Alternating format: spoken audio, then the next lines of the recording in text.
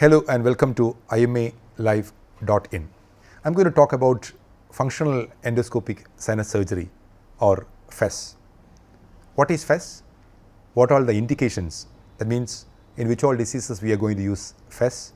What are the complications? What are the precautions to be taken?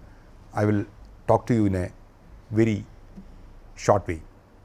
Functional endoscopic sinus surgery is a surgery in which the nasal polyps or chronic sinusitis is treated by introducing an endoscope into the nasal cavity, and we will be enhancing the airflow into the different sinuses inside the nasal cavity. Instead of an open surgery, we can introduce an endoscope and we can see the magnified version of sinuses and the nasal cavity in a TV screen or maybe in a computer monitor. We can treat the pathology in a much better way. Let me say about the indications of functional endoscopic sinus surgery. Usually we do it for sino-nasal polyposis. That means polyps inside the nasal cavity or inside the nasal sinuses. We can also do it for deviated nasal septum, or we can also do it for any other mass, any other growth inside the nasal cavity or the sinuses.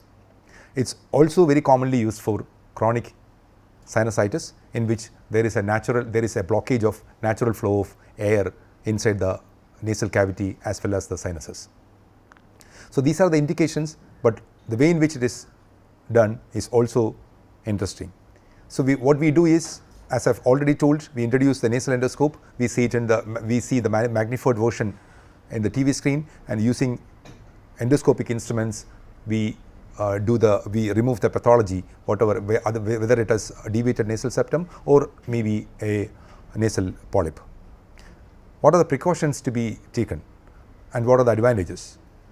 Definitely there are plenty of advantages. The first and foremost is it is done in a much better way because it is preventing a lot of recurrence as far as nasal polyps or other masses are concerned.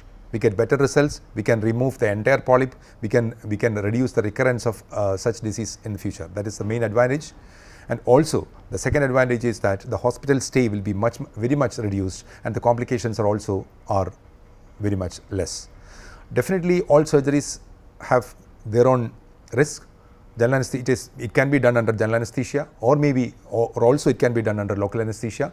The anesthetist risk is always there, and also maybe excessive bleeding or maybe injury and trauma to the eyeballs and maybe to the brainstem, or all to the base of the root of the brain, or all possible complications, but are really rare.